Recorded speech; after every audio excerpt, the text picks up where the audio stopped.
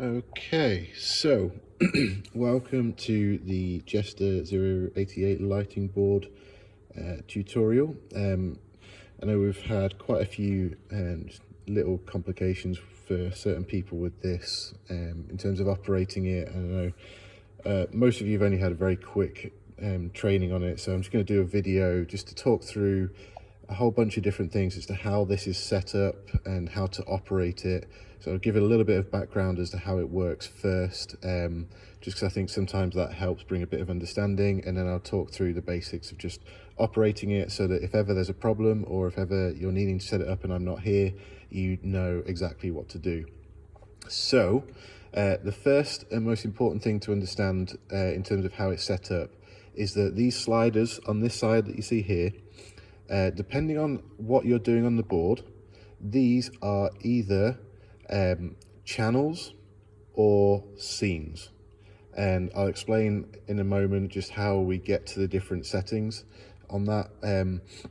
But by channel, what I mean is each of these lights that are along the top here, if you go and look on the back of them, there'll be a digital display that will say a number. So for example, the one on the far end there, that will say number 1, which means it is programmed into number 1. So this slider just here, that's what that means. That's a channel. But the important thing to understand is because those are LED lights, they actually, even though it's programmed into 1, it takes up 6 different channels, because that light gives red, green, blue, white, amber, and UV.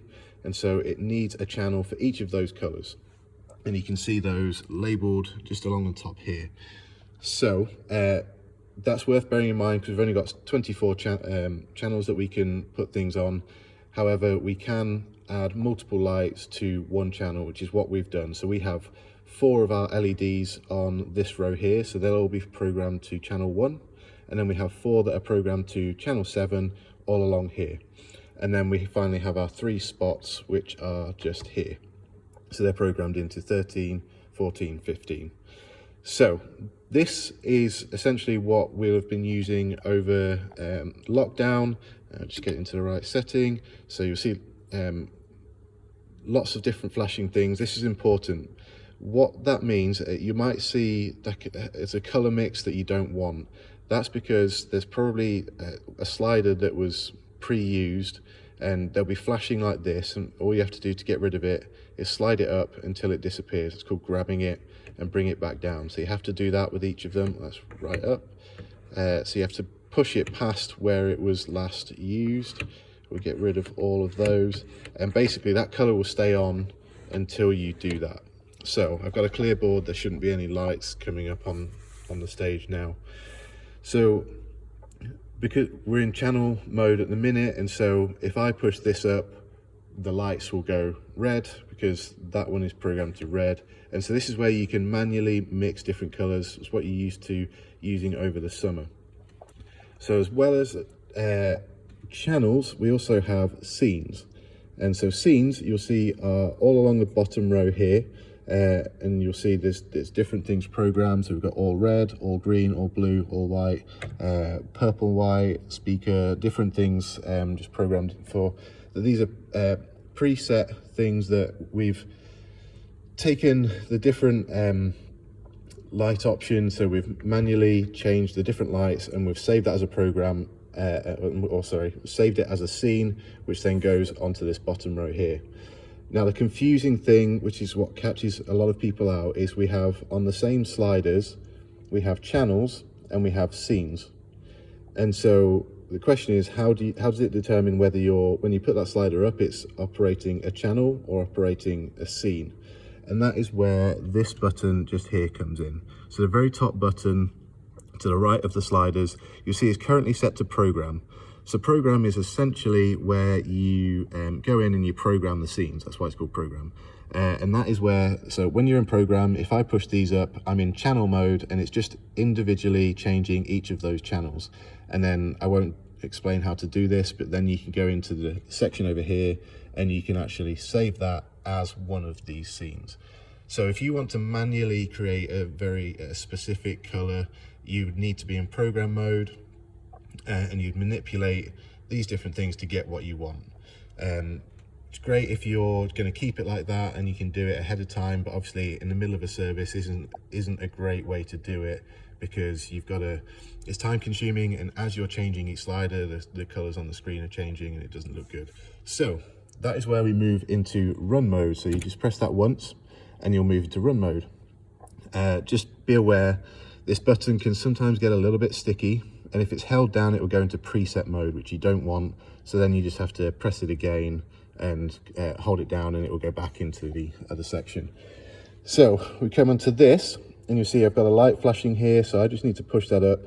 Some of these, it's an old board, I need to clean it, I just haven't had a window to be able to do that.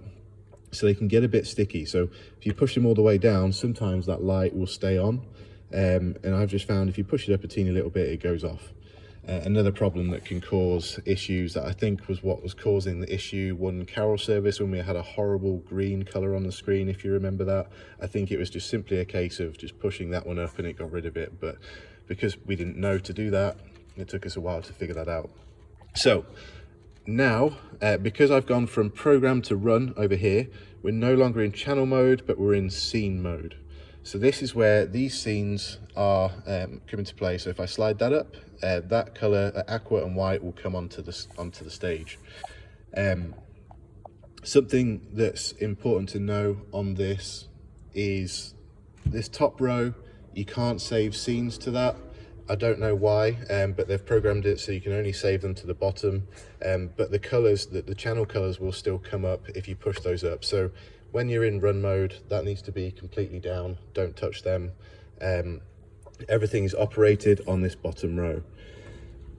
But you'll see, if you look closely, we have scene 1 and 13 on the same slider. So we've got 12 sliders and 24 different scenes that we can program. And the way that we move between 1 and 12, which is labeled on the top, and 13 and 24, which is labeled along the bottom, is to just press this button here.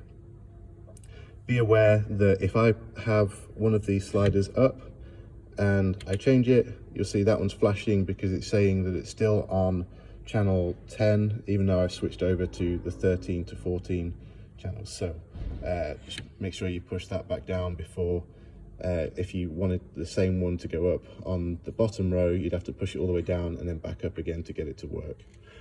So the important thing to check is, depending on what you're wanting to do, if you wanted to manually put in your own color, you need to be in program mode, and you do that just depending on how we have the different lights set up. You do that just individual colors and just change it. But generally on a Sunday, we need to make sure that we're on run mode, which is where we use these bottom ones. However, having said all that, we actually don't use any of these typically on a Sunday, because I've taken the scenes and programmed them so that they can all be operated just by pretty much the click of a button.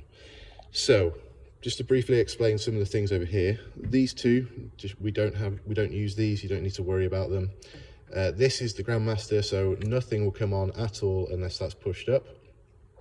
And one of the problems that we've had is people have spent a lot of time trying to figure out why our scenes that we've programmed aren't working. That's because next to the Grandmaster we have the Memory Master, and usually that's because that is down. So we will not get any light from what we've got programmed in here until that is up. Another thing to check is blackout. So if I press that, then it should be flashing and nothing will come up on the screen at all. It will black everything out instantly. Just have to click that. This is a fader, so depending on the time that is on it, it will determine how long it takes to change from one scene to another. So if you want a slow fade, you go further around. This is, for some reason, I don't know why they feel the need to have a 5-minute max on this. Nobody's going to want it to change that quickly.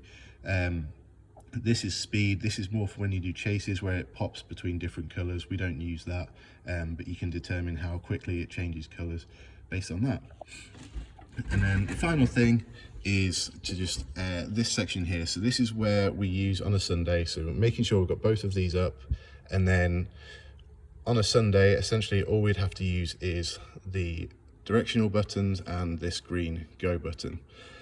So you see up here it says clear. That important thing to know is that is not what is currently on the stage. That is what, if I press this button, will come up next. and you can just go between the different things. So we start with clear, then we go to blue white, then purple white, then preach, then ministry 1, ministry 2, closing, and back to clear. So if I press that, that is what will appear on the screen. And so let's go to blue white. So if I press that, you'll see up here this fading button starting to flash. That means it's in the process of changing, because these are programmed to change over 5 seconds. So you'll see after 5 seconds, that's now stopped flashing and the transition has completely happened. Let's say I want to, like the next one is purple white, but I don't want to use that. I can just press up and down. We'll go straight into, say, preach, and click that, and then that one will run. It'll automatically change this to the next one in the queue. So that in theory, if you've got it all programmed to have everything in order how you want it, all you've got to do is just keep pressing that button at the right time. So that should be everything that you need to know on this board. As always, you can just ask me more questions if there's any issues. Anything that I've not covered, I can always do another video.